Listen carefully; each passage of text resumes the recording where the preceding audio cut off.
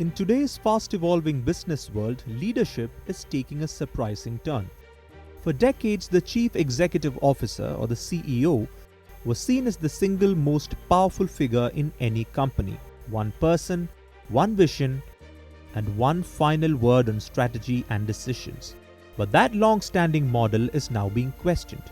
More companies are saying goodbye to the traditional single CEO system, and they are rewriting the rules at the very top. They are welcoming not one, but two leaders into the top office. Two people sharing the same title, two people running the show. This isn't a futuristic idea, it's happening right now. From streaming to finance, from technology to retail, the co-CEO model is making headlines. Supporters say it brings balance. Critics call it a recipe for conflict.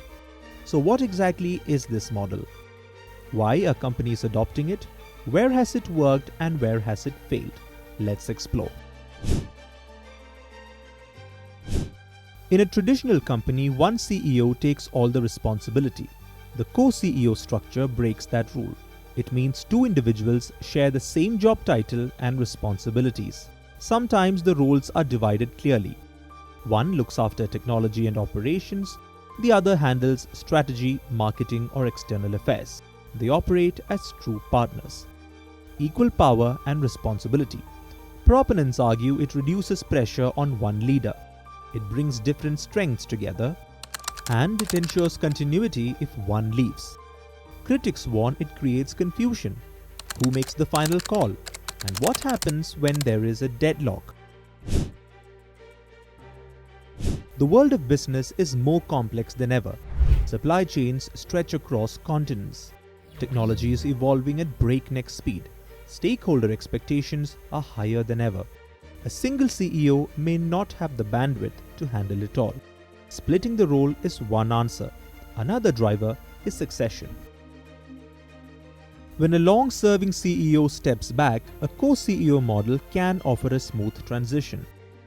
Some boards also see it as a modern signal, two leaders instead of one, collaboration instead of command. Besides, artificial intelligence is also reshaping the agenda. Generative AI is transforming workflows. Experts believe AI strategies increasingly need more leaders, not one individual. That's where the co-CEO model comes in. One leader may focus on AI, technology, and digital transformation. The other may focus on customers, markets, and strategy. There is evidence that companies with two CEOs can perform well. A study in 2022 found that from 1996 to 2020, dual CEO firms delivered average returns of 9.5%. By comparison, companies led by a single CEO returned 6.9%. But statistics only tell one part of the story. To understand the appeal of this model, look at the companies that have embraced it. Netflix, the global streaming giant, has had co-CEOs since 2023. Ted Sarandos and Greg Peters share duties after founder Reed Hastings stepped aside. KKR, one of the world's largest private equity firms, has been led by two CEOs since 2021. Software giant Oracle has just named two executives for the top job, while Spotify, the world's largest music streaming service, is preparing to hand the reins to two CEOs next year. Comcast, America's biggest cable and broadband company, is also embracing the model. Together, these companies show that co-leadership can thrive at the highest level. But success stories are only part of the picture. Corporate history also offers cautionary tales. For every company where co-CEOs thrive, there are others where the experiment has collapsed. And in most cases, the cracks appeared when the pressure was at its highest. Take Sony Interactive Entertainment, the video game division behind PlayStation. They adopted a two-CEO model during a leadership transition in 2024, but within less than a year, the structure was scrapped. Observers say the dual setup created unnecessary complexity. Salesforce, the American cloud software giant best known for its CRM platform, has tested co-leadership more than once. But the experiments were short-lived, with media speculation pointing to blurred lines of authority. Chipotle Mexican Grill, the US fast casual burrito chain, lived with co-CEOs for 7 years.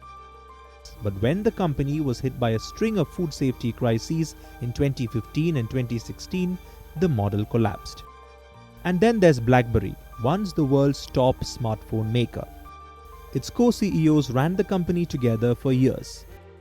But as Apple's iPhones and Google's Android revolutionized the industry, BlackBerry struggled to respond. And so did their co-CEO model. The lesson from these failures is clear. When times are stable, the two CEOs may complement each other. But in moments of crisis or disruption, boards often retreat to the old instinct: one leader, one voice. The future of the co-CEO model depends on one thing above all: clarity. Without clear roles and responsibilities, friction is inevitable. Employees may be left unsure who sets priorities. Boards can be caught in power struggles, and yet, despite the risks, interest in the model is growing. Artificial intelligence, digital transformation, and global complexities are forcing boards to rethink how leadership works. Whether it becomes a lasting feature of corporate leadership or remains only a passing experiment will depend on how these partnerships perform in the years ahead.